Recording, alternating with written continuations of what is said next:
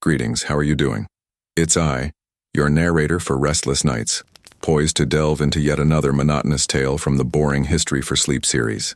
This evening's theme is the strange laws of medieval Europe. Prior to commencing, extinguish the lights, nestle into your plush pillow, and leave the modern world behind. Should you find this agreeable, do give it a like and subscribe, but solely at your discretion, without any compulsion. In the comments section, kindly share your listening location and the current time. Now, take a deep breath, relax, and let us journey forth. Imagine a world without a unified penal code, where justice isn't blind, but rather a public spectacle, often brutal and illogical. We are venturing into medieval Europe, a period spanning nearly a millennium, where law was a patchwork stitched together with threads of superstition, divine power, oral tradition, and the arbitrary will of a feudal lord. Let us demystify the image of honorable knights and just kingdoms to uncover how daily life was governed by rules that today would strike us as an absurd nightmare. The script is now poised to commence. The 25-point outline I previously furnished remains pertinent for the development, awaiting the continue command to expand Section 1, the theater of legal absurdity. Continue command received, expanding the first bullet point. So here you are, comfortably reclined perhaps to the gentle hum of an electronic device in the background, residing in a world governed by a legal logic that, for the most part, makes inherent sense. Should you be accused of an offense, a process unfolds, evidence is meticulously gathered, and the verdict is predicated on facts, or at the very least, on the endeavor to ascertain them. Now disabuse yourself of all these notions. Let us expunge this concept of systematic justice from your mind. To comprehend the legal frameworks of medieval Europe, you must first grasp the stage upon which they unfolded, a veritable theater of legal absurdity. Envision law not as a dusty rulebook resting on a shelf, but rather as a live performance with a script that mutated from village to village, from fiefdom to fiefdom.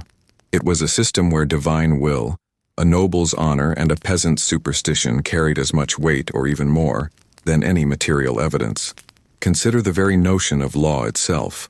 For you it signifies something written, codified, universally applicable within a nation-state. In the Middle Ages, however, the preponderance of law was customary, meaning it was rooted in traditions and practices orally transmitted from generation to generation. What constituted a crime in one hamlet might be perfectly permissible in the neighboring village, merely a few kilometers distant. This pervasive fragmentation was the norm.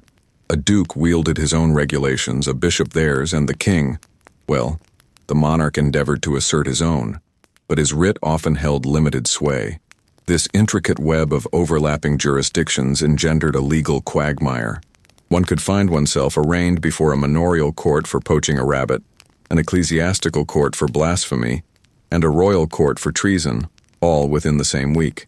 Each possessed its own distinct rules, its own prescribed penalties, and, most chillingly, its own unique methods for ascertaining veracity, and it is precisely here that the theatricality truly veers into the bizarre. Bereft of forensic science, devoid of security cameras, how then did one establish culpability or innocence? The medieval answer was strikingly simple: appeal to divine judgment. This gave rise to trials by ordeal, which we shall delve into in greater detail. The core tenet, however, was that God would not permit an innocent person to suffer. Thus, if you clasped a red-hot iron bar and your hand became infected, you were deemed culpable. If you were cast into a river and sank, thereby being accepted by the pure water, you were considered innocent. Should you float, the water was rejecting you and you were thus guilty. The logic was divine, not human. It was a form of justice predicated more on faith and spectacle than on reason. This was a system conceived not merely to punish, but to terrorize and uphold order, through the dread of the divine and the assertion of temporal power. This is the world we are entering, a realm where the law was a volatile amalgam of faith, fear, and brute force, and where one's survival might hinge not on empirical evidence, but on their capacity to endure torment or the sheer fortune of having friends willing to vouch for them. Now that you grasp the setting, let us delve into one of its most prevalent and perilous backdrops: the forest. To the modern mind, a forest typically evokes images of a public park, a locale for leisurely strolls, picnics, or perhaps a sanctuary from the urban clamor. It is a space belonging to everyone and no one. In medieval Europe, however, such a notion would have been not merely alien but utterly fatal. Forests, particularly in England subsequent to the Norman conquest, constituted the personal and exclusive domain of the monarch and his nobility. Moreover, they were governed by a distinct and brutally stringent set of regulations, colloquially termed the forest laws. Imagine that fully a third of all land in southern England fell under this unique jurisdiction. This did not merely encompass dense woodland as you perceive it. It extended to open fields, heathlands, and even entire villages. Should you have had the misfortune to reside within the confines of a royal forest, your very existence was dictated by ordinances that applied to no one else. The primary objective of these statutes was not the conservation of timber or ecological preservation, but rather the safeguarding of venison, that is, game, specifically deer and wild boars, for the monarch's exclusive sporting pursuits. For you, a medieval peasant, this implied that animals capable of nourishing your starving family for a week were legally deemed more valuable than your own life. You lived encircled by a ready source of protein, yet merely touching it constituted a capital offense. To poach a deer was tantamount to an assault on the king himself. Punishments were deliberately sadistic, designed to serve as a stark deterrent. Being apprehended for poaching could result in blinding, castration, or the severing of the hand that drew the bow. Death was a commonplace sentence. The forest, ostensibly a source of sustenance, thus became a deadly snare. Yet the law's reach extended far beyond merely prohibiting hunting. You were prohibited from even carrying a bow and arrow within the forest's confines. If you owned dogs, they were required to be expeditated, a euphemism for the mutilation of their paws involving the severing of claws or tendons to prevent them from pursuing royal game. Did you require firewood for cooking and to ward off the chill of a damp, cold winter? Woe betide you. You were forbidden from felling any tree or cutting any green branch. Only the collection of fallen deadwood was permissible, and even this was frequently subject to severe restrictions. Clearing a plot of land to cultivate food? Strictly forbidden. Erecting a fence to safeguard your meager crops from the king's deer? Illegal, as it might impede the movement of game. You were forced to watch legally protected animals devour your livelihood, and you were powerless to intervene. The forest was not a communal resource. It was the private playground of a wealthy man, and you were merely part of the backdrop, an obstacle to be managed and punished. It constituted a pervasive and palpable oppression, a daily reminder that your family's hunger was less important than a nobleman's pastime. Let us now depart from the forest's foreboding stillness and enter the cacophonous and fraught core of medieval jurisprudence, the trial itself. As we have observed, substantiating a claim proved intricate. Witnesses were susceptible to bribery or intimidation. Tangible evidence was, at best, poorly comprehended. Consequently, when one man's testimony stood against another's, or a crime transpired unwitnessed, how could the community possibly arrive at a resolution? They turned to a higher power, thereby transmuting the secular court into a sacred ritual. Welcome to the realm of trial by ordeal, or ordalium, the most literal means of placing one's very life in the hands of the divine. The underlying premise was chillingly straightforward. A suspect would undergo a perilous trial, and it was believed that divine intervention would safeguard the innocent, manifesting a miracle. The lack of such a miracle was, in itself, the unequivocal verdict of guilt. Imagine yourself facing an accusation of theft. You vociferously protest your innocence, but your accuser possesses greater credibility or influence. The tribunal, comprising local dignitaries and perhaps a cleric, decides upon an ordeal. Among the most prevalent forms was the ordeal by hot iron. An iron bar would be heated in a bonfire until it glowed incandescently. Following a mass and prayers, you were compelled to grasp this scorching iron and walk a predetermined distance, typically a few paces. Your hand was then promptly bandaged and sealed by the priest. You would then retreat to your cold, dark hovel and await your fate. 3 days hence, you would return to the tribunal. The priest would then remove the bandages before all assembled. The very outcome of your life hinged upon the appearance of your seared skin. If the wound appeared clean and was healing favorably, it was deemed a clear sign of divine intervention. You were innocent. But if it was infected, purulent, and festering, an outcome exceedingly probable in an age devoid of antibiotics or rudimentary hygiene, it constituted irrefutable proof of your culpability. The prescribed punishment for the original offense, Perhaps a fine or flogging would then be meted out. Another prevalent option was the ordeal by cold water. You would be bound, typically your right thumb to your left big toe, to restrict movement, and then cast into a river or lake that had been ritually blessed by the priest. The rationale here was predicated on baptismal symbolism. The hallowed water, being inherently pure, would accept the innocent, drawing them downward into its embrace. If you submerged, you were deemed innocent. Certainly there was the minor issue that you could drown, but typically there were ropes to pull you out, provided the rescue team was swift enough.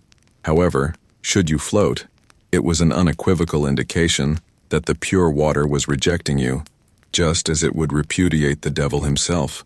You were consequently deemed culpable, removed from the water to face your punishment. To the contemporary mind, it's a lose-lose scenario. You either drown and are innocent or float and are punished. Yet for the medieval psyche, it made perfect sense. It was not an aquatic trial, it was a divine referendum. These rituals, sanctioned by the Church for centuries, only began to wane in 1215, when the Fourth Lateran Council forbade clerical involvement, thereby stripping them of the sacred legitimacy that had underpinned them.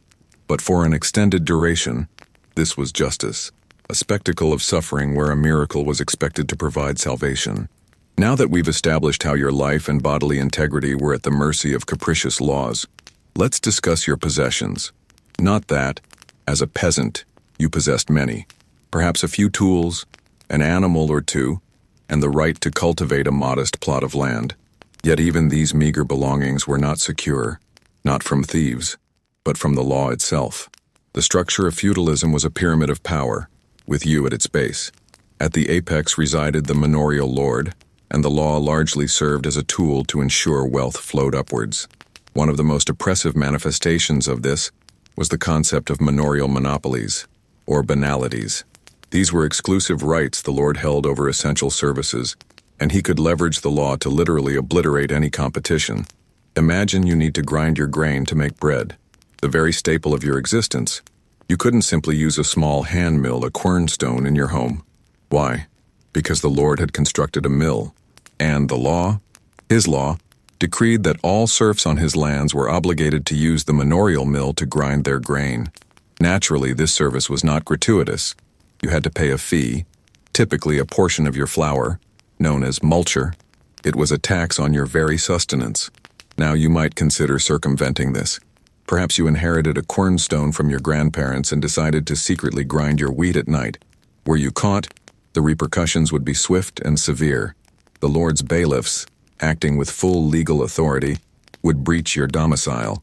They would not merely confiscate your illicit quernstone, they would destroy it. They would smash it to pieces before your very eyes.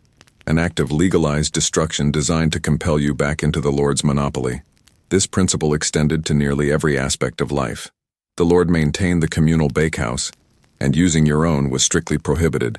You had to bring your dough there and pay for it to be baked, surrendering perhaps one loaf in every dozen. He owned the grape or apple press, and you paid to have your wine or cider produced. Every facet of your survival was thus levied. This right to destroy was the enforcing power behind the monopoly. It was not enough merely to prohibit competition. The law granted the Lord the authority to physically annihilate it. Consider the psychological toll. It was not merely a fine. It was the violation of your domestic sanctity, the destruction of your property by those who were theoretically obligated to offer protection. It was an unrelenting, brutal reminder of your powerlessness. The law was no shield to safeguard your meager possessions. It was a cudgel in the Lord's hands wielded to obliterate any glimmer of economic self-sufficiency you might possess. Your initiative, your very attempt to squirrel away a meager amount of flour for your family, was deemed unlawful.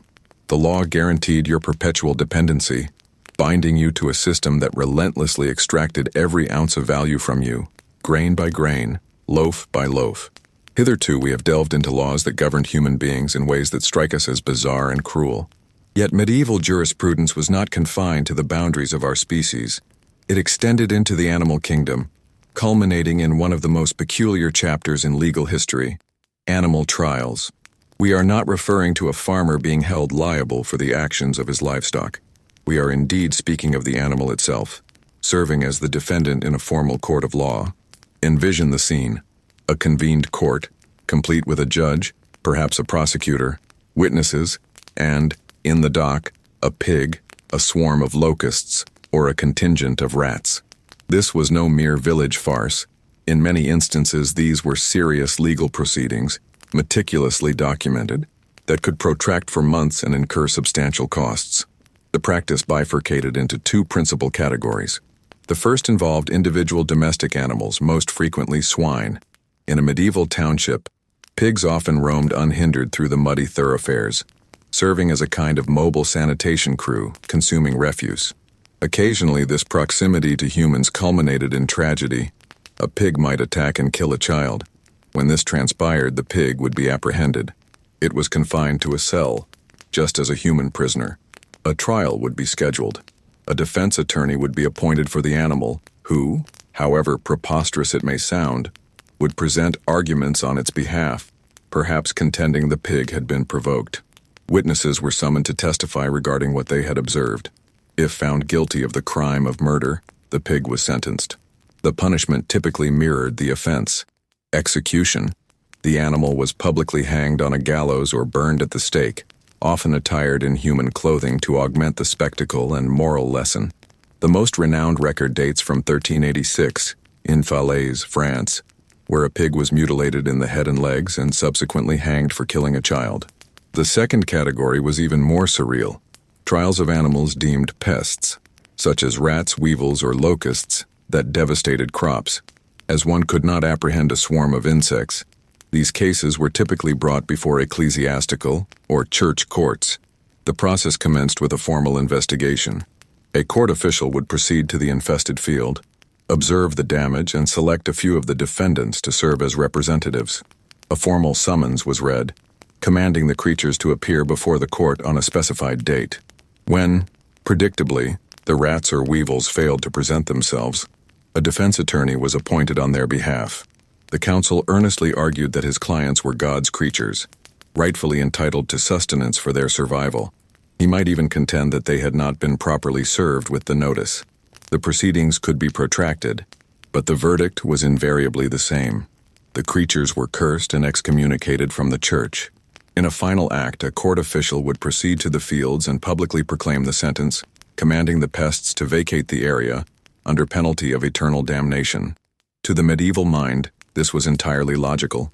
If the world was a contest between good and evil, between God and the devil, then animals could similarly serve as agents for one or the other. Adjudicating them was an endeavor to impose divine and juridical order upon nature's inherent chaos. Moving beyond the intriguing realm of animal courts, let us now pivot our focus to humanity, and more precisely, to the countenances of men. In contemporary society, a beard largely constitutes a matter of personal sartorial preference.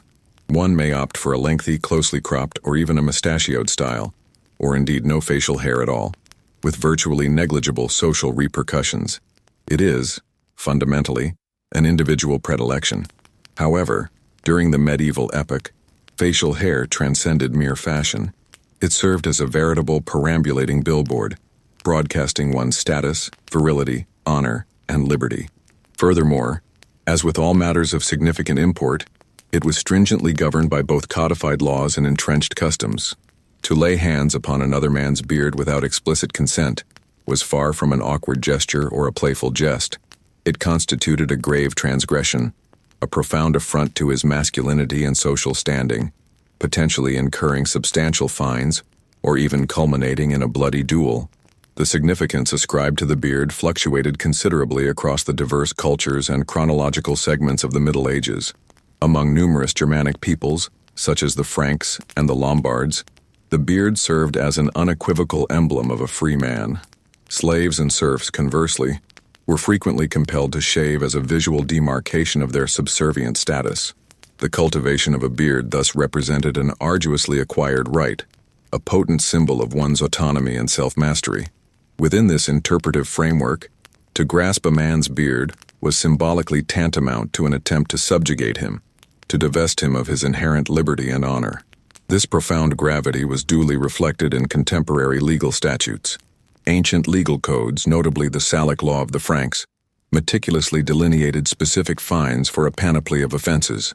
One might face a penalty for inflicting injury upon another's arm, yet an altogether distinct and equally onerous fine was levied for the act of pulling his beard amidst a skirmish. It constituted both a physical assault and an egregious assault upon one's honor. This profound reverence for the beard transcended mere tribal custom. It was intrinsically interwoven with the very concept of oath-taking. In a largely illiterate society, oaths formed the bedrock of contractual agreements and fealty. They were physical, sacrosanct acts.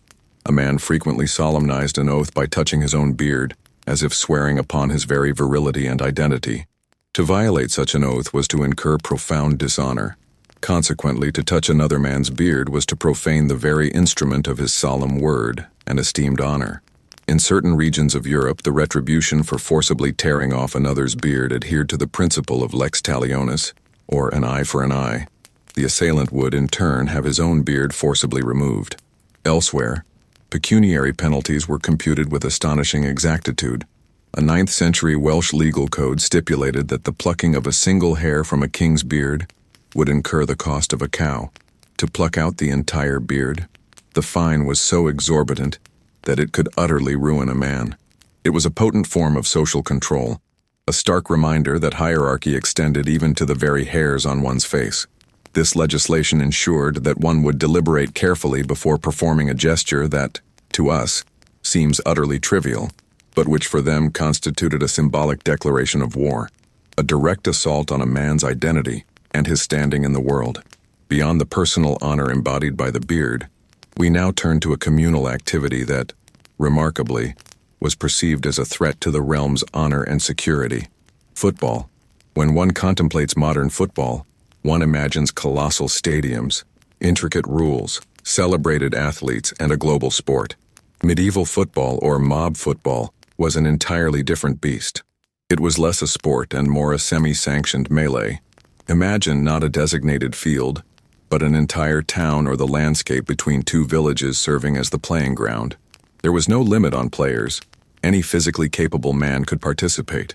The objective was to propel an inflated pig's bladder from one point to another, often city landmarks like a church door or a mill.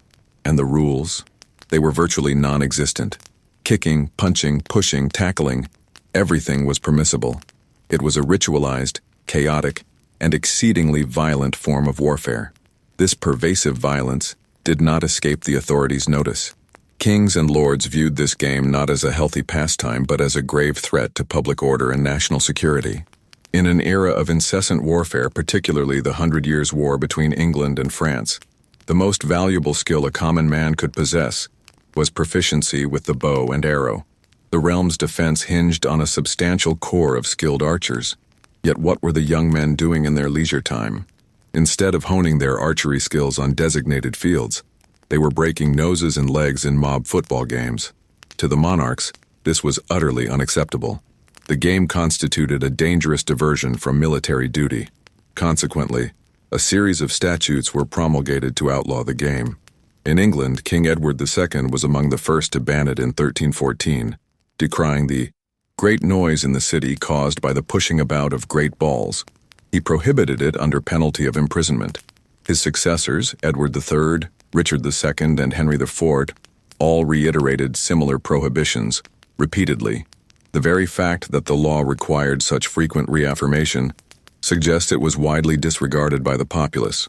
These prohibitions were not confined to England.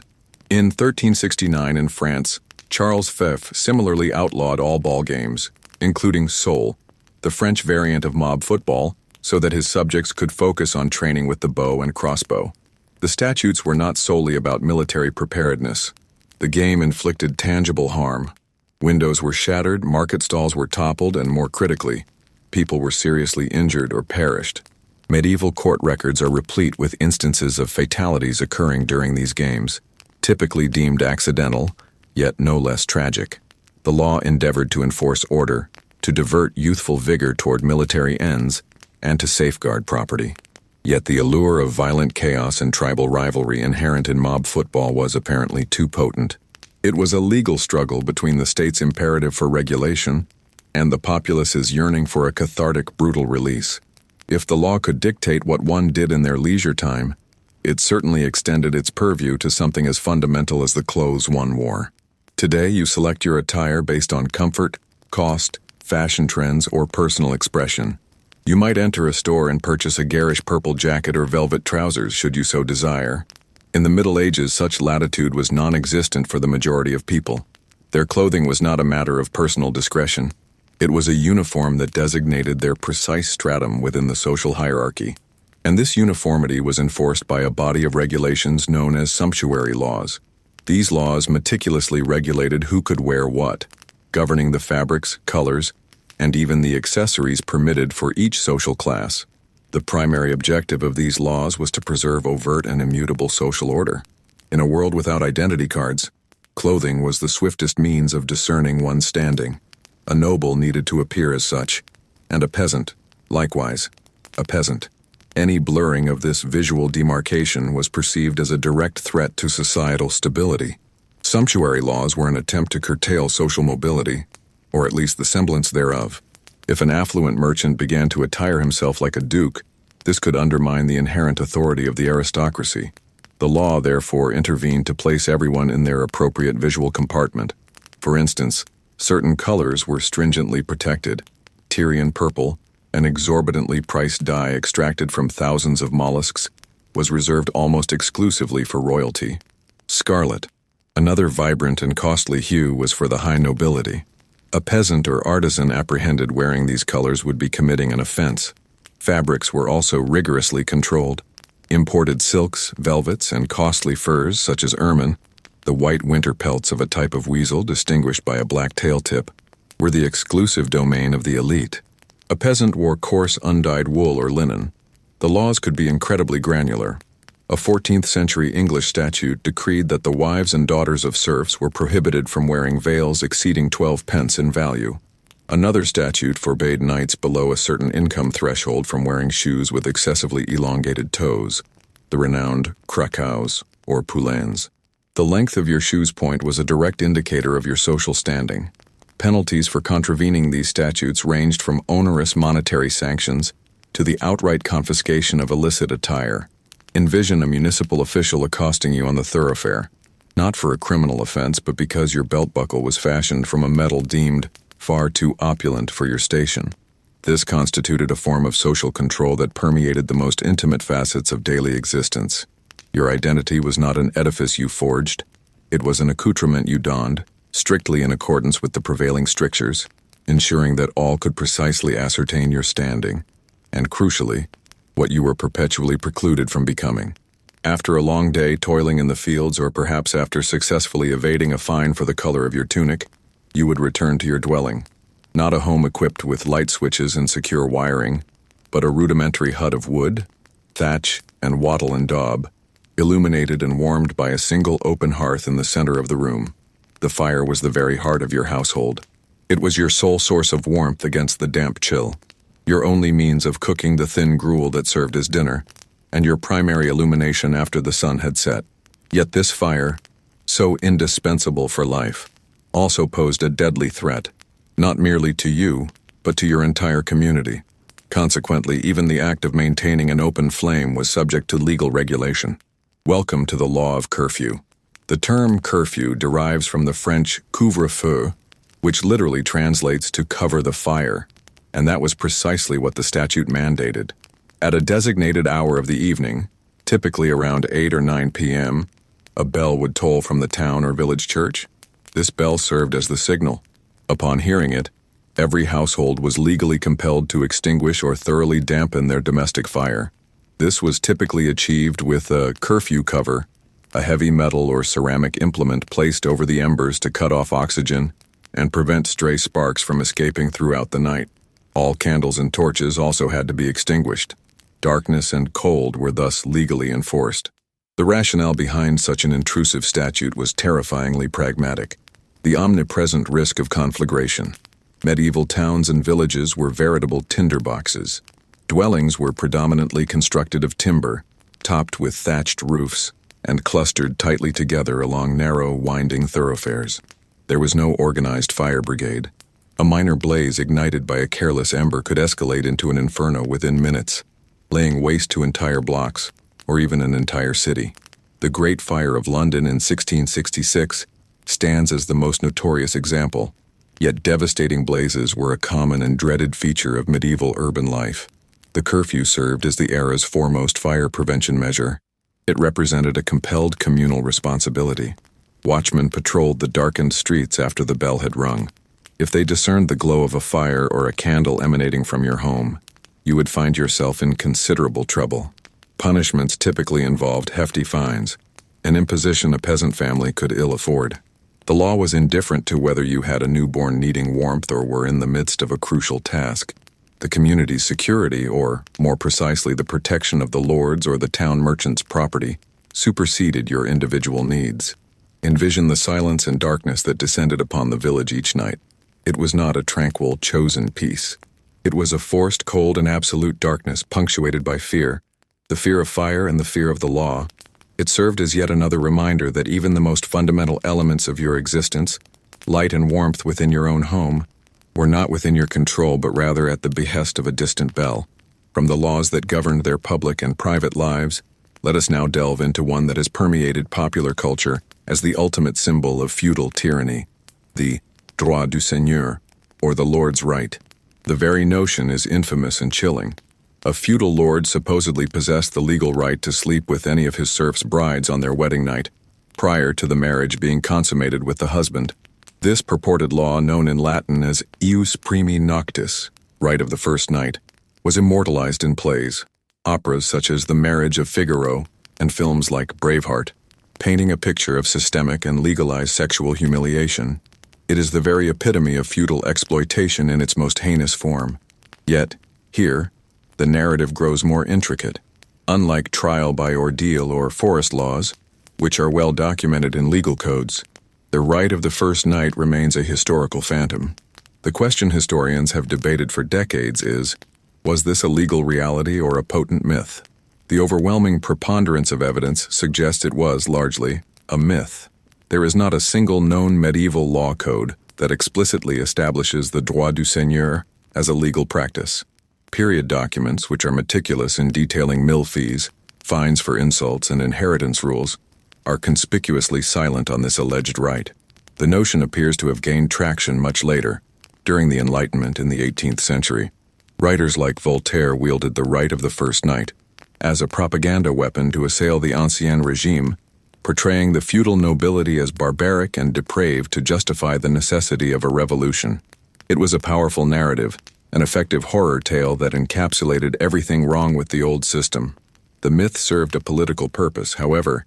This does not imply that medieval serfs were immune to sexual exploitation by their lords. The absence of a formal statute did not equate to the absence of the practice. A feudal lord wielded near absolute power over the lives of his serfs. He did not require a specific statute to compel a woman into his bedchamber. He possessed the power of violence, intimidation, and economic coercion. A refusal could signify expulsion from the land, the husband's imprisonment under a fabricated charge, or simply direct physical violence without any legal recourse for the victim. What likely existed, and may have been the germ of the myth, was a monetary levy. In many regions, a serf required their lord's permission to marry, and frequently had to remit a fee for this assent, sometimes termed merchet or coulage. It constituted a levy on the asset, the individual departing the fief or undergoing a status change. It is conceivable that, in certain localities, this fee was ritualistically construed as a payment to redeem the bride from the lord's theoretical claim over her. The lord would relinquish his right in exchange for monetary compensation. Thus, what may have been a form of financial exploitation was, over time, romanticized and transmuted into a far more salacious and dramatic narrative of sexual exploitation. The reality was less about a legally codified right, and more about the raw power and absolute vulnerability that characterized a serf's existence, where the protection of the law was an unaffordable luxury. We have already discussed trials by ordeal, with their terrifying spectacles of red-hot iron and cold water. However, medieval ingenuity in inviting divine intervention in justice did not cease there. There were other forms of ordeal, perhaps less physically violent, but equally fraught with psychological dread. One of the most curious in particular was the ordeal by bread and cheese known as the cursed bread ordeal, or korsned. This method was often reserved for members of the clergy accused of a crime, as it was deemed less sanguine and more fitting for men of God, though it could also be applied to lay people. The underlying logic mirrored that of other ordeals. A physical act of consumption would become the conduit for the divine verdict. Imagine the scene. You are a priest, accused of pilfering a silver chalice from the church. There are no witnesses, only suspicions. You present yourself before your bishop or an ecclesiastical tribunal. Instead of a red-hot iron bar, the court official presents you with a piece of bread, typically barley bread, and a piece of cheese. But this is no ordinary snack. The bread has been consecrated during a special mass, over which solemn prayers and imprecations have been uttered. The priest would pray that, if the accused were guilty, the archangel Gabriel would obstruct their throat, preventing them from swallowing the sacred morsel. The bread became in essence a divine lie detector. The entire community would be observing, intense and expectant silence. The procedure was simple yet terrifying. You had to place the piece of bread and cheese in your mouth and attempt to swallow. All eyes were fixed on your throat, on every movement of your Adam's apple. If you successfully swallowed the morsel, it was a clear sign from God that you were innocent. You would be free, your honor restored. But if you choked, if you coughed, if the bread became lodged in your throat, the outcome was equally clear and far more dire. It was incontrovertible evidence of your guilt. God himself, through his angel, had prevented you from committing the sacrilege of consuming the hallowed bread with a lie in your soul. The fear and anxiety of the situation naturally rendered the act of swallowing considerably more arduous. A mouth parched by terror, the pressure of dozens of eyes upon you. It was the perfect recipe for choking, regardless of your guilt. One of the most renowned cases involving this ordeal is that of Earl Godwin of Wessex, in the 11th century, father-in-law to the English king Edward the Confessor. Godwin stood accused of having assassinated the king's brother years prior. To substantiate his innocence during a royal banquet, he seized a piece of bread and proclaimed, "May this very morsel choke me should I be found culpable." According to the narrative, disseminated by his adversaries, he ingested the bread, choked, and collapsed, lifeless, onto the floor. While the historical veracity of this event remains highly questionable, likely a conveniently timed stroke recast as propaganda, the anecdote perfectly exemplifies the pervasive belief in the power of the korsned. It constituted a form of justice that transmuted the most fundamental act of sustenance, eating, into a perilous game of Russian roulette involving one's life and soul, where a mere gag could irrevocably seal one's destiny. Let us now shift our focus from the legal arena and examine the foundational structure of medieval society, the family and land. In contemporary understanding, inheritance may appear as a complex matter of wills and asset distribution. In the medieval era, particularly for the nobility and landed gentry, the issue was dictated by a rigid and unyielding principle that shaped the destiny of kingdoms and lineages: primogeniture. The law of primogeniture in its most stringent form decreed that the entirety of a man's patrimony, his title, his lands, his castle, his wealth, would pass intact to his eldest son. It was indivisible. The eldest son inherited everything. As for the other sons, they received nothing or next to nothing. This law was not merely a familial tradition. It was the very backbone of the feudal system, designed for a highly specific purpose. The objective of primogeniture was the preservation of power. In a system where land constituted the fount of all wealth and military power, dividing an estate among multiple sons in each generation would inevitably weaken the family. A large estate capable of supporting 50 knights if fragmented among 5 sons would become 5 smaller holdings, barely able to sustain 10 knights each. Within a few generations, a once potent lineage would dwindle into insignificance. Primogeniture ensured that fiefs remained large, consolidated, and militarily viable, thereby preserving the stability of the realm, or, at the very least, the stability of the great noble houses. For the king and the great lords, it was an indispensable policy to keep the power structure undisturbed. However, the domestic consequences were brutal and fostered an environment of constant tension. Imagine being the second or third son of a duke. Your elder brother was groomed from birth to be the heir. He receives training in governance, leadership, and warfare. He is the future. You, however, are an existential dilemma. You possess noble blood and education, yet no land to sustain you. What were your options? The first recourse was the church. Many junior sons were consigned to monastic life or groomed for an ecclesiastical career, becoming bishops or abbots.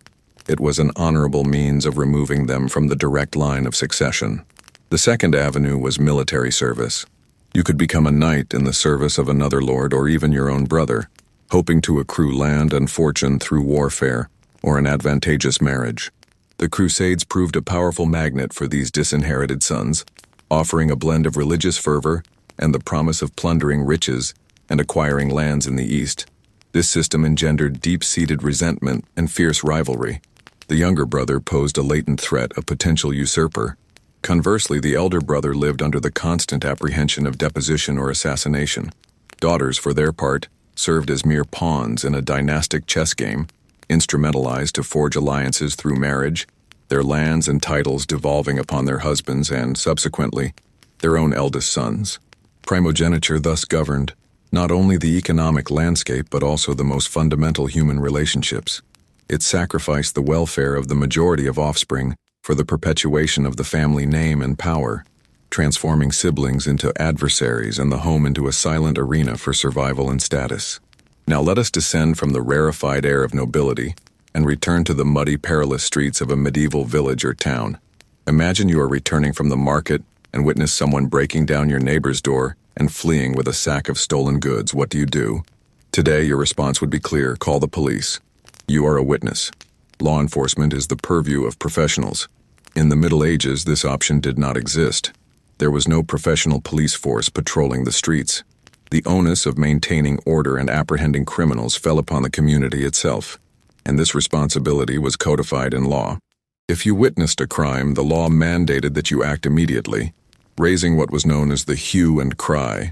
The hue and cry, a phrase that persisted in English legal parlance for centuries, was, in essence, the medieval emergency alarm system. It was your legal duty to shout. You had to make the loudest possible noise, yelling, "Thief, thief," or "Stop him," to alert the entire neighborhood that a crime was underway. But your duty didn't end with the shout. The law stipulated that, once the hue and cry was raised, every able-bodied man within earshot was legally compelled to drop what he was doing and join the pursuit. You couldn't simply peer out your window and return to your dinner. Ignoring the call was, in itself, a crime, punishable by a hefty fine. Imagine the chaotic scene. A shout echoes through the street. Immediately, the baker drops his dough, the blacksmith casts aside his hammer, the merchant rushes out of his shop, and everyone begins to run in the direction of the noise, forming an impromptu posse of vigilantes. The pursuit spread from street to street, from field to field. If the criminal crossed the village limits, the chase had to be taken up by the inhabitants of the next village. It was a relay race of popular justice. The objective was simple: pursue the suspect until he was captured or until there was nowhere left to run. It was a system that depended entirely on cooperation and collective responsibility. On the one hand, it was an ingenious solution to the lack of formal policing. It mobilized the entire community in crime prevention and made escape arduous for a criminal in an area where everyone knew one another. On the other hand, it was a system prone to errors and chaos. Identifying the suspect could be muddled amidst the pursuit. The crowd, once assembled, could devolve into a violent mob, administering its own form of summary justice prior to any formal adjudication. And there was always the risk of false alarms, prompted by malevolence or deception. Nonetheless, such was the law. Public safety was not a duty to be outsourced to specialists. It was an active, collective obligation. Should you hear that cry, the law compelled your transformation from a passive bystander into a de facto agent of the law, regardless of personal inclination. Inaction constituted complicity, and the law ensured you were fully apprised of this. Let us suppose the hue and cry pursuit was successful. The man who robbed your neighbor was apprehended. Or perhaps in a less dramatic scenario, your neighbor simply insulted you in front of everyone at the tavern. What transpired next? In our contemporary world, a theft would precipitate a criminal prosecution, whereas an insult might lead to a civil suit for defamation, or more likely, to nothing at all. In the Middle Ages, the distinction between crime and personal offense was far more tenuous. and justice frequently revolved not around incarceration, but rather compensation. Welcome to the world of Wehrgild and systems of fines, where every insult, every bodily limb, and even every human life had a specific monetary value, meticulously stipulated by law.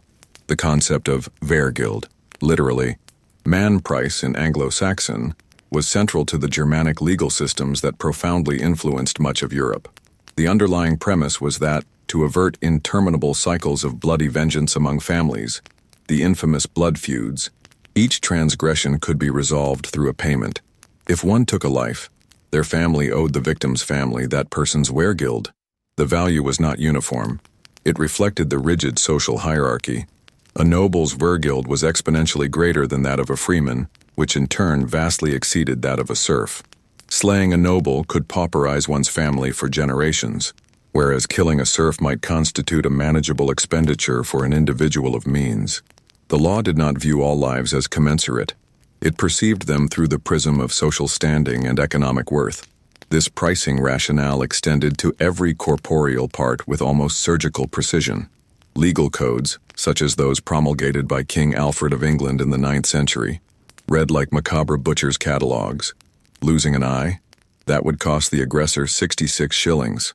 A foot? 50 shillings. Having a front tooth knocked out? 8 shillings. A molar? A mere 4 shillings. Breaking one's nose? 9 shillings. Every digit, every fingernail, had its prescribed price. The system also encompassed insults. Falsely accusing a man of sorcery or of being a traitor incurred a specific fine. Publicly labeling a woman a harlot would prove costly. Justice was, in essence, a commercial transaction. The objective was not to rehabilitate the offender or ostracize them from society, but rather to restore the peace and honor of the victim, or their family, through financial restitution. To the modern sensibility, this seems remarkably alien. Boiling down the loss of an eye or the life of a loved one to a monetary sum seems callous and unseemly. Nevertheless, in a society without a developed penal system, and where personal vengeance posed a constant threat to stability, it held a certain pragmatic logic. It transmuted vengeance from an act of violence into a financial obligation, yet it also brutally reinforced inequality. A wealthy man could literally get away with murder or grievous assault simply by tendering the fine, treating it as an operational expense. Conversely, for an indigent man, the identical transgression would portend financial ruination, or if he could not pay, debt bondage or corporal punishment. The law, once again, was not a shield for all, but a tool that could be wielded far more effectively by those who had the means to pay for it. After a day navigating that perilous legal landscape, you'd likely be in need of a drink. And in medieval Europe, the beverage of choice for most people wasn't water, which was often contaminated and unsafe, but rather beer or ale. Beer was a fundamental staple of the daily diet. It served as a caloric source, was safer than water, and was consumed by everyone from children to the elderly, from breakfast to dinner. Given its pivotal role in everyday life, it's unsurprising that the production and sale of beer were stringently regulated by law. Authorities weren't merely concerned with public order in taverns. They were obsessed with product quality. Serving substandard beer wasn't just poor business practice, it was a criminal offense. The brewing of beer, or more commonly ale, which was made without hops, was largely a cottage industry dominated by women, the renowned alewives. A woman could brew a batch of ale in her own home, and to signal that she had a fresh batch for sale, she would erect a pole or a bundle of branches, known as an ale stake, outside her door. However, this cottage industry was closely supervised. In many towns and manors, official ale tasters or ale conners were appointed.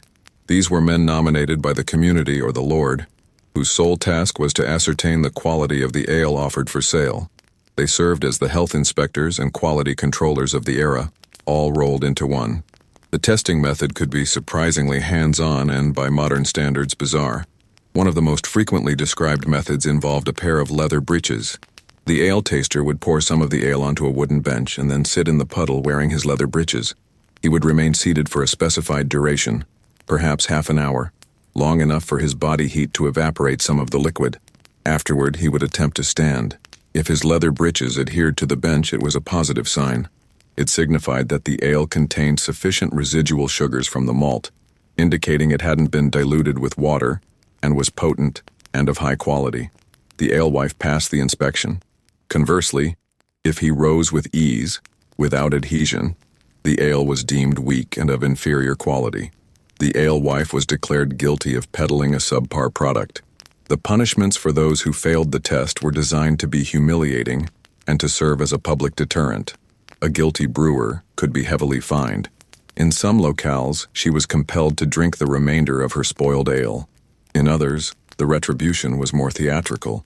The brewer might be placed in a cucking stool, a type of chair affixed to the end of a long beam, and repeatedly plunged into a river or a fetid pond, much to the amusement of the crowd. The remaining substandard brew was then poured onto the ground. These statutes were not solely about consumer protection. They were fundamentally about economic control. Beer was a taxable commodity, and ensuring its quality was essential to guaranteeing that the product-generating fiscal revenue was maintained at an elevated standard. It was yet another illustration of how medieval law intruded upon the most basic facets of life and commerce, ensuring that not even a simple pint of ale escaped its vigilant oversight. Moving beyond taverns and ale, let us now venture into the darker recesses of medieval society, to a profession simultaneously condemned by religious morality, yet tolerated, and even regulated, by secular law. We are speaking of prostitution. The Catholic Church viewed it as a grave sin, a peril to the soul. However, civic authorities, the lords and municipal councils, held a far more pragmatic view. They perceived prostitution not as an evil to be eradicated, but as an inevitable force of human nature that, if left unchecked, could lead to even greater chaos, such as the rape of respectable women, the spread of disease, and public disorder. The solution, therefore, was not prohibition, but regulation. Medieval law did not ban prostitution, it managed it. In many European cities, especially the larger and wealthier ones, prostitution was legalized but confined. Authorities designated specific areas, the medieval red light districts, where brothels could legally operate. In London, this area was located in Southwark outside the city walls and under the jurisdiction of the Bishop of Winchester, an irony that did not go unnoticed. These areas were known by various names such as stews in English or hot streets. By confining the activity to a single district, authorities could monitor it, tax it, and keep it away from the sight of respectable families and churches. Prostitutes were frequently prohibited from soliciting clients outside these confines. If apprehended in other parts of the city, they could be arrested, whipped, or banished. Within these districts, life was governed by a remarkably detailed set of rules. The laws not only dictated where prostitutes could work, but also how. They were often legally required to wear a distinctive item of clothing to identify themselves in public, perhaps a striped hood, a specific colored belt, or a shoulder patch. This served a dual purpose. It alerted men to their profession and marked them, preventing them from passing themselves off as honest women. The rules could also dictate working hours, prohibit labor on religious holidays, and even regulate prices. There were laws against forcing women into prostitution and against prostitutes themselves robbing their clients. Brothel owners, in turn, were licensed and required to adhere to stringent regulations, such as prohibiting the entry of married men or clerics, rules that were, without a doubt, largely flouted. This regulatory framework engendered a paradoxical existence for the women implicated. On the one hand, they held a legally sanctioned status and in theory were afforded some legal protection against violence or extreme exploitation. They constituted a recognized, albeit scorned, component of the urban economy. On the other hand, they were stigmatized, marginalized, and confined to a subclass from which escape was virtually impossible. They could not marry. Respectable men were denied burial in consecrated ground and lived under the perpetual threat of disease and violence. The law regarded them as a necessary evil, a tool to safeguard the virtue of other women and maintain social order. They were second-class citizens, whose existence was tolerated not out of compassion, but out of cynical and pragmatic expediency. The law did not protect them as individuals. It merely managed the problem they posed. From the city's ordered urban thoroughfares, we now turn to the wind-swept shoreline, where the capricious ocean brought not only fish and merchants, but also disaster and a legally sanctioned opportunity for plunder. Imagine you reside in a seaside hamlet, under the dominion of a lord whose land stretches to the cliffs. One night, a fierce tempest assails the region. The following morning, you awaken to behold the wreckage of a merchant vessel strewn across the beach. Barrels of wine, bales of wool, crates of spices, all tumbled ashore by the waves. To your modern mind, the response would be a rescue and salvage operation, with the goods recovered and returned to their rightful owners or insurers. But in the Middle Ages, the law viewed the situation quite differently, through the lens of wreck law, or jus naufragii. This law, practiced in many parts of coastal Europe, was brutal in its simplicity. It stipulated that a shipwrecked vessel and its cargo once washed ashore no longer belonged to their original owners.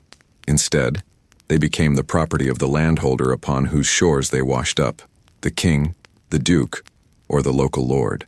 To the feudal lord, a shipwreck was no tragedy. It was a godsend, an unexpected harvest from the sea. His agents would descend upon the beach to legally claim all of value. Local inhabitants, for their part, often viewed this as an opportunity for their own gain, rushing to the shore to seize what they could before the lord's men arrived. Even though this was technically illegal, the enforcement of this law could be terrifyingly cruel. In its older, more barbaric forms, the law of wreckage extended not only to the cargo but also to the survivors. Sailors and passengers who managed to reach the shore could be legally enslaved or held captive for ransom by the local lord. The law, in some locales, made a macabre distinction. If any person or animal aboard the vessel survived and made it to dry land, the ship was not considered a complete wreck, and ownership was not transferred. This led to grim, and likely true, tales of local wreckers, who not only plundered the ships, but also murdered the survivors to ensure the shipwreck was legally classified as a complete wreck, thus enabling the plunder to continue. The law, designed to enrich the lord, created a perverse incentive for violence. Over time, the law was gradually attenuated. The church opposed its more brutal manifestations, and the growth of commerce rendered the practice unsustainable. Kings and more centralized governments realized that protecting merchants was more lucrative in the long run than allowing their nobles to plunder them. Regulations were introduced, such as the law of a year and a day, which granted original owners a year and a day to claim their cargo, provided they could prove ownership. Nevertheless, for centuries, the law of wreck remained a perilous reality of maritime commerce. It transformed the coast, a place of hope and arrival, into a deadly snare. For a sailor struggling to survive in a tempestuous sea, the greatest peril was not drowning, but rather reaching the shore, where the law awaited him with a cold, predatory avarice. Up to this point, we have explored how medieval law regulated one's diet, attire, beverages, and even residential location. Now let us delve into one of the most fundamental instruments of both power and rebellion: weaponry. In your contemporary world, the discourse surrounding firearm ownership constitutes a complex nexus of individual liberties and public security. During the medieval period, however, the matter was considerably more straightforward, intrinsically linked to the perpetuation of the feudal power structure. The legal framework did not construe the bearing of arms as a universal entitlement, but rather as a class-specific prerogative. In essence, the nobility could be lavishly armed, whereas the common populace was by statute largely divested of weaponry. The rationale underpinning this distinction was both patent and pragmatic. Control. The martial aristocracy, comprising knights, barons, and lords, solidified their paramount position within the social hierarchy through the monopolization of organized violence. Their societal role was fundamentally defined by combat. The sword, spear, and armor were not merely instruments of warfare. They served as tangible emblems of their elevated status and inherent authority, permitting the peasantry and serfs, who vastly outnumbered the nobility, access to identical armaments would have constituted an unequivocal invitation to insurgency. Disarming the common agrarian population served as an effective prophylactic measure for the elite. Absent access to swords, it would be considerably more arduous for the peasantry to mount insurrections and dispatch their overlords. Legislation unequivocally mirrored this stratified social demarcation. Across numerous feudal territories and realms, commoners were explicitly proscribed from possessing military-grade armaments, including swords, pikes, or crossbows. They were, however, permitted to retain tools that could, in an emergency, serve as improvised armaments: an axe for timber felling, a scythe for harvesting or a knife for sustenance. Furthermore, as evidenced by the concept of the eye, hue and cry, they were compelled to partake in local defense, albeit employing these aforementioned tools or rudimentary weapons provisioned by the Lord for specific exigencies. The personal custodianship of a sword by a commoner would have been construed not merely as illicit but as an act of egregious presumption and an implicit menace. Sumptuary laws, which prescribed permissible attire, frequently extended their purview to weaponry as well. Only a knight or a member of the nobility was permitted to bear a sword adorned with a silver hilt or a shield emblazoned with a heraldic device. There existed, however, a singular and salient exception to this stricture: the bow. In England specifically, legislation not only countenanced but mandated that freeholders, the yeomen, possess and train with the longbow. As we observed when discussing the prohibition of football, the longbow was the tactical superweapon of its era. An English military might depend on a large contingent of skilled archers. Consequently, the law drew a careful distinction. The sword, the weapon of individual combat and noble status, was restricted. The bow, a long-range weapon of war employed in formation, was encouraged. It was a calculated gamble. Archers were essential for the monarch's overseas campaigns, and it was hoped that their loyalty or lack of opportunity would prevent them from employing their skills to subvert domestic order. The law regarding weaponry, therefore, was not universal. It was a tool of social engineering, meticulously calibrated to equip those essential for state endeavors, while keeping the weapons most perilous to internal stability firmly in the hands of the ruling class. Imagine you've committed a crime.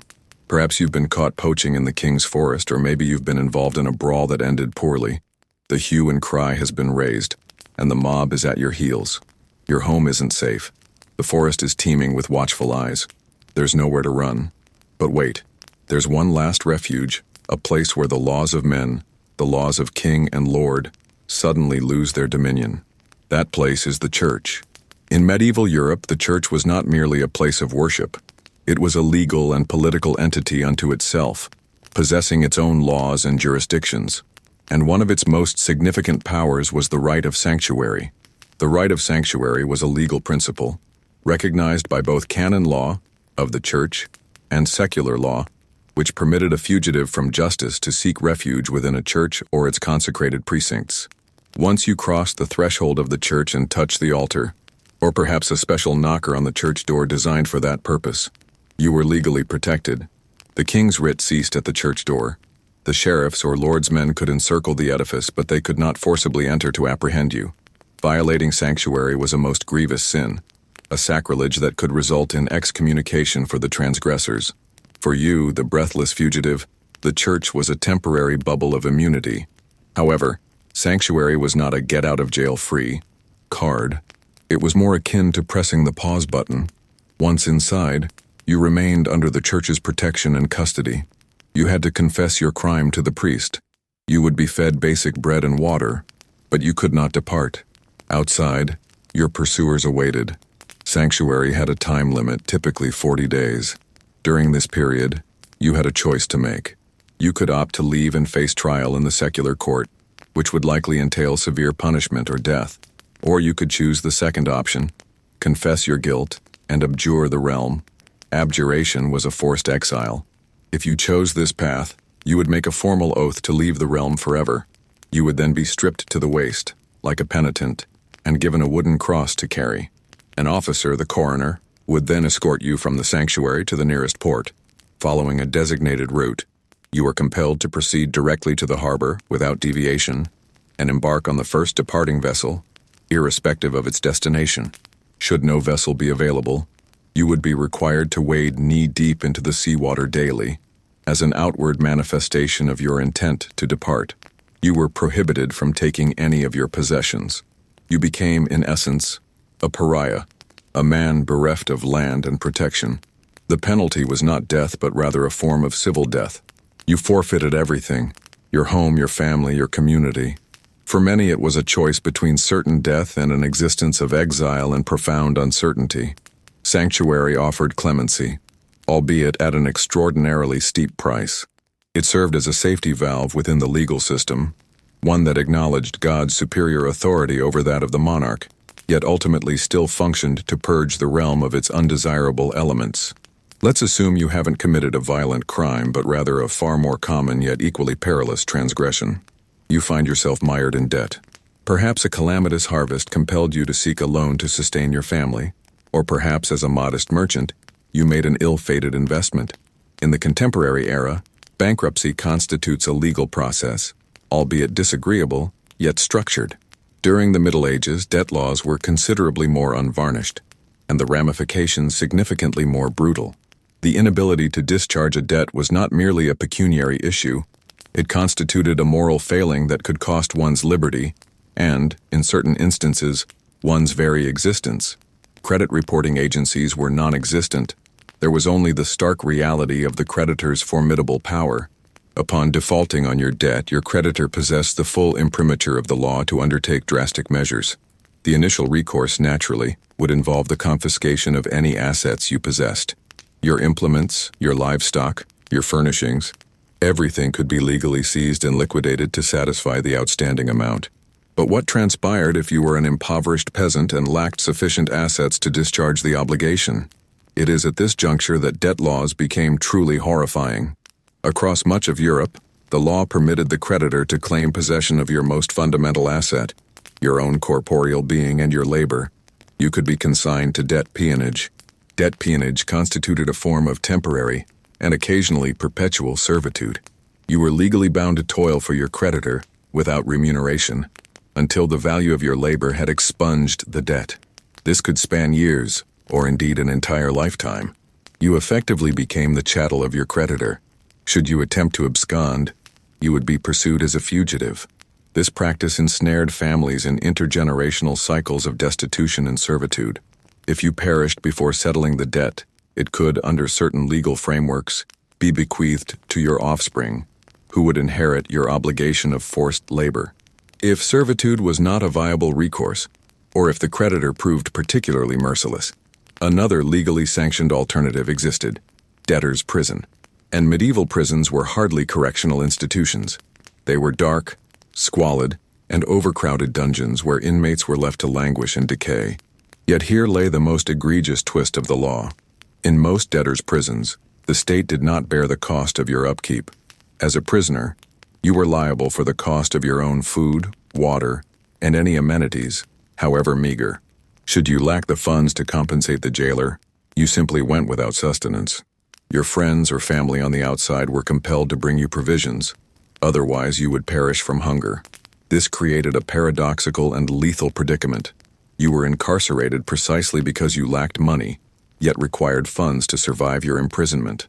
For the indigent and unconnected, a sentence of imprisonment for debt often amounted to a slow death sentence by starvation or disease.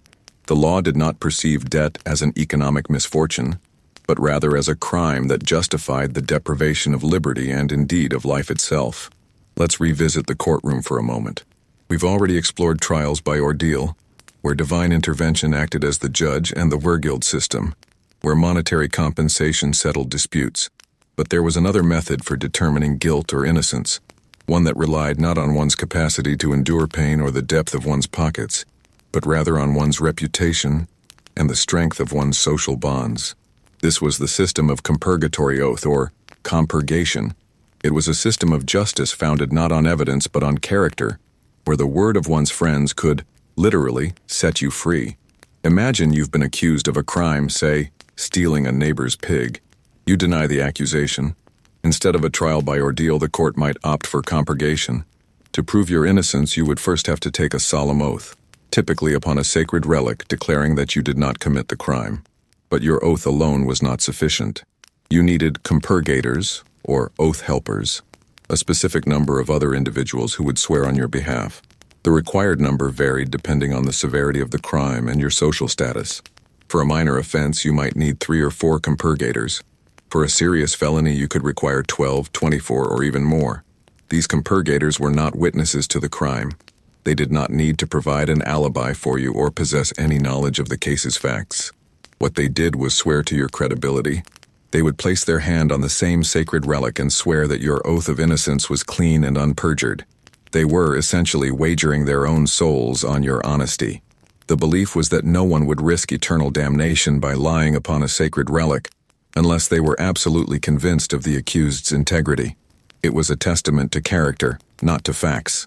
If you managed to assemble the requisite number of compurgators, and they all administered the oath correctly, without stuttering or making errors, which was considered a sign of divine intervention, you were declared innocent. Case closed. This system reveals much about the nature of medieval society. In a small, close-knit community where everyone knew one another, reputation was paramount. Your standing in the community, Your Honor, and the trust others reposed in you carried real legal weight. Being an esteemed and well-regarded member of the community constituted a form of legal safeguard. Conversely, the system was intrinsically unjust for strangers, pariahs, or those who were socially ostracized. Should you be a newcomer to the village or possess a tarnished reputation, your innocence was inconsequential. You would simply be unable to secure the requisite number of individuals willing to stake their very souls on your behalf. Justice in this particular context was far from impartial. It was profoundly personal and hinged entirely upon one's social capital. Furthermore, the system was inherently susceptible to abuse. A powerful lord or affluent individual could effortlessly intimidate or coerce their retainers into swearing on their behalf, irrespective of their actual culpability. Moreover, the very act of swearing was fraught with ritualistic peril. A mere slip of the tongue, a single misspoken word during the oath, could be construed as an unmistakable indication of perjury, thereby instantly condemning the accused. This was a form of justice that unequivocally prioritized social cohesion over objective veracity, a system where, in a very tangible sense, popularity served as one's paramount defense. After a day of toil, legal pursuits, and courtroom proceedings, one might have yearned for respite and a thorough cleansing. In stark contrast to the popular image of a pervasively squalid Middle Ages, public baths, a legacy inherited from Roman tradition, constituted a ubiquitous feature of many medieval towns and hamlets. These were vibrant social hubs, places to unwind, to meet acquaintances, to conduct business, and naturally to indulge in a warm bath. Yet, like any establishment involving the congregation of people, public baths, often referred to as stews, were regarded by authorities with a blend of acceptance and apprehension. Consequently, they were governed by a corpus of rules and statutes designed to uphold order, and, more crucially, decorum. Public baths were far more than mere bathing facilities. They offered steam baths, massages, barbering services, and even minor surgical procedures such as bloodletting. They were venues where social stratifications could, for a fleeting moment, appear more relaxed. However, this very social atmosphere rendered them foci of concern for both civic and ecclesiastical authorities. The paramount apprehension revolved around immorality. With men and women often bathing communally or in contiguous facilities, the baths swiftly garnered a reputation as venues for illicit assignations and prostitution. Indeed, the English word stews, originally denoting baths, evolved into a byword for brothels, as exemplified by the Southwark district in London. To counter this notoriety and assert control, authorities enacted stringent legislation. The regulations of a public bath might be posted conspicuously at the entrance for public perusal. These rules frequently prohibited entry to individuals afflicted with cutaneous ailments, such as leprosy, in a rudimentary attempt at public sanitation. They stipulated operating hours, often requiring baths to be shuttered by nightfall to preclude nocturnal activities. More significant ordinances sought to regulate gender commingling. Some baths allocated separate days for men and women, while others maintained segregated sections. Nevertheless, the enforcement of these regulations was frequently lax. The laws also aimed to curtail general disorder. Brawling, gambling, and blasphemy were rigorously prohibited within the baths. Carrying weapons was disallowed. There were also rules concerning decorous conduct, refraining from splashing others and avoiding excessive boisterousness. The bath owners, or stew holders, were responsible for enforcing these regulations and were subject to fines if their establishment became excessively unruly. They were legally bound to report any illicit activities to the municipal authorities. In essence, the law sought to transform the baths into orderly and salubrious spaces, countering their inherent propensity to become centers of pleasure and transgression. By the late Middle Ages, the popularity of public baths began to wane. The proliferation of diseases, particularly syphilis in the late 15th century, rendered communal bathing a far more perilous undertaking. Shifting moral attitudes, fueled in part by the Protestant Reformation, also fostered a bleaker perception of baths as dens of iniquity. Numerous bathhouses were legally shuttered. What had once been an accepted and regulated facet of urban life transformed into a hazard to public health and morality. Legislation, which had previously sought to manage the inherent disorder within bathhouses, ultimately determined that the sole recourse was to eradicate the institution entirely, ushering in an era where personal hygiene would become a far more private affair and, for many, considerably less frequent. Until now, most of the laws we have explored, however peculiar, dealt with earthly crimes: theft, murder, debt, public disorder. But let us now turn our attention to a type of crime that existed on a different plane, an offense against God and the cosmic order: witchcraft. To the medieval mind, the world was imbued with supernatural forces. God and his angels were locked in a perpetual struggle against the devil and his demons. Magic was real, and witchcraft was its most perilous form, a deliberate alliance with the forces of evil to inflict harm upon the world. And while the image of mass witch hunts is more commonly associated with the early modern period, 16th and 17th centuries, the legal foundations for such persecution were meticulously laid during the Middle Ages. In the early Middle Ages, the official stance of the Church was, surprisingly, somewhat skeptical. Magic was largely believed to be an illusion and a pagan superstition. A 10th century church decree, the Canon Episcopi, asserted that believing in witches who flew at night and convened with the goddess Diana constituted heresy. Secular law treated harmful magic, maleficium, as any other felony. If a witch used poison to kill her neighbor, she was tried for murder, not for sorcery. The focus was on the harm inflicted, not on the supernatural means employed. However, over the centuries, this attitude underwent a drastic transformation. The Church's escalating preoccupation with heresy, exemplified by the Cathar and Waldensian movements, fostered a more paranoid worldview. Theologians and jurists began to reconceptualize witchcraft. It was no longer merely a foolish superstition or a common offense. It evolved into the ultimate heresy, a formal pact with the devil, an act of treason against God, and an organized conspiracy to subvert Christendom. The witch was no longer merely someone who curdled a neighbor's milk. She was a soldier in Satan's army. This redefinition proved pivotal, as it shifted the crime of witchcraft from secular courts to the tribunals of the Inquisition, which operated with vastly different methods and objectives. The law began to mirror this burgeoning paranoia. Pope John XXIII in the 14th century decreed that those who practiced magic and worshipped demons were heretics and ought to be treated as such by the Inquisition. Inquisitors developed manuals on how to identify, prosecute, and interrogate witches. The focus shifted from physical harm, maleficium, to intent and the allegiance with the devil. How does one prove a pact with the devil? Confession became the queen of proofs. And how was a confession obtained? Through torture. The law now permitted the use of torture in witchcraft trials, as heresy was considered such a grave crime, crimen exceptum, that the normal rules of evidence did not apply. The law was creating a vicious cycle. The belief in a diabolical conspiracy justified torture, and torture, in turn, yielded the detailed confessions concerning sabbats, broomstick flights, and pacts with the devil that proved the conspiracy's veracity. The legal foundations were being laid. The law was no longer merely punishing crimes. It was constructing the framework for mass hysteria, defining the adversary, sanctioning the instruments for its exposure, and setting the stage for the pyres that would illuminate the subsequent centuries. Let us embark on a journey. Today you can step into a car, a train, or an airplane. You can traverse an entire country, perhaps even a continent, with little concern beyond traffic congestion or fuel prices. Freedom of movement is something you take for granted. In the Middle Ages, the notion of freely traversing long distances would have been an absurd dream. Travel was not merely arduous and perilous due to poor roads and brigands.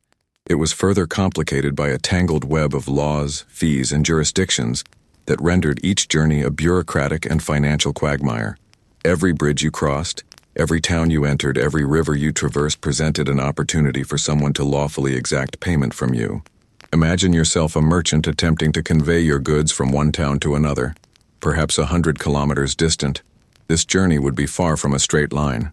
Firstly, you would be traveling through lands belonging to dozens of different feudal lords, and each of these lords believed they possessed the legal right to levy a toll on anyone passing through their domains. You would arrive at a bridge where a guard would demand a fee. You would reach a ferry to cross a river and be compelled to pay. At times, charges were imposed simply for the use of the road itself. These tolls were not regulated by any central authority. Each lord arbitrarily set their own rates. Refusal to pay could lead to the confiscation of your goods or even violence. Your journey would thus become a slow, persistent bleed of your profits. Beyond the tolls, there were the entry fees for towns. Medieval towns were walled, not solely for defense, but also for economic control. To pass through the gates with your wares, you would be required to pay a customs duty or portage fee. Guards would meticulously inspect your products and levy a tax based on the type and quantity of what you were carrying. This safeguarded local merchants from external competition and generated substantial revenue for the town. If you were a foreigner, a pilgrim, or merely a transient traveler, you might necessitate something akin to a medieval passport, a letter of introduction from your lord, bishop, or guild, attesting to your identity and the purpose of your journey. Without such documentation, you could be viewed with suspicion, detained, or simply denied entry. The very upkeep of roads and bridges also constituted a legal matter. Often, the responsibility for maintaining a stretch of road or a bridge was legally vested in a monastery or a local lord, who in turn received the right to levy tolls. This obligation was known as the trinoda necessitas. In certain parts of England, a triple duty that encompassed military service, work on fortifications, and bridge maintenance. Nevertheless, maintenance was frequently neglected, even as tolls were assiduously collected. Consequently, travel in the Middle Ages was an exercise in patience and meticulous planning. One required funds not merely for personal expenses, but for the myriad legal fees that would be exacted from one along the way. The law did not facilitate connection and commerce. Rather, it mirrored a fragmented and parochial world, where every boundary, however minor, constituted both a barrier and an opportunity for legalized extortion. We have reached the end of the line, both in our journey through these strange laws and for many medieval criminals at the end of their lives. If trials were theater, punishments were the grand finale, and executions were the most popular spectacle of all. In a world without a long-term carceral system as we know it, and with the aim of justice being as much retribution as deterrence, corporal and capital punishments were the norm, and they were not designed to be swift, efficient, or humane. On the contrary, they were deliberately slow, agonizing, and public, transformed into community events that served as a terrible and unforgettable lesson on the power of the state and the law.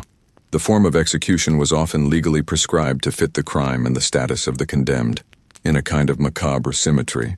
Hanging was the most common form of execution for crimes such as theft or robbery.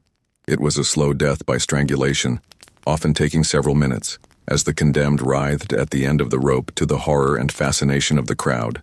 Gallows were erected in prominent locations, such as on a hill outside the town or at a crossroads, and bodies were frequently left to decompose for weeks or months, as a putrid warning to all who passed.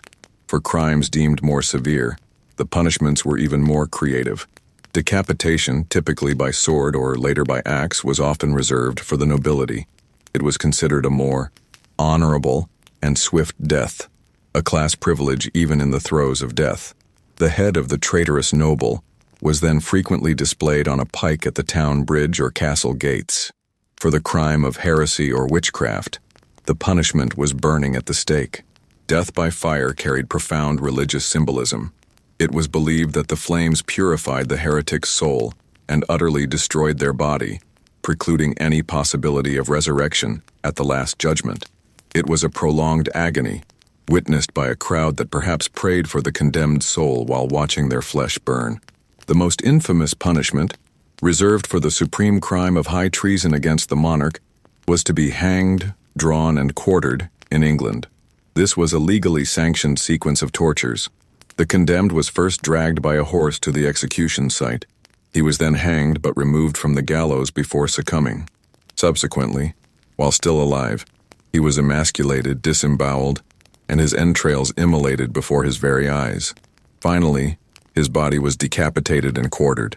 The 5 segments of his body were then dispatched to various cities across the realm to be publicly displayed as a brutal demonstration of the fate awaiting the monarch's adversaries. These were not mere punishments. They were elaborate rituals of power, meticulously designed to dehumanize the condemned and to unequivocally reassert the authority of the state in the most visceral and terrifying manner imaginable. The law did not merely extinguish life, it annihilated it in a public spectacle of unremitting agony, a calming coda. And so our extensive journey through the legal landscape of medieval Europe draws to a close. From animals on trial to proscribed forests, from divine ordeals to theatrical retributions, we have traversed a world where justice was a performance, law a weapon, and survival hinged on a confluence of fortune, status, and superstition. Now take a deep breath and feel the weight of history dissipate. Sense the comfort of your bed, the sanctuary of your room. There are no curfew bells to extinguish your light, nor the dread of an ordeal by hot iron awaiting you tomorrow. The anxieties of that era, so pervasive, so overwhelming, are but distant echoes for us, a whispered tale to lull you to sleep. Allow these images of a brutal and alien past to dissolve like mist. Reflect on the quiet simplicity of your present, the tranquility of your night. There is nothing you need to do, no peril to confront. Simply relax, let your mind settle, and permit slumber to embrace you. Let the darkness be a blanket, not a menace. Let the silence be soothing, not imposed.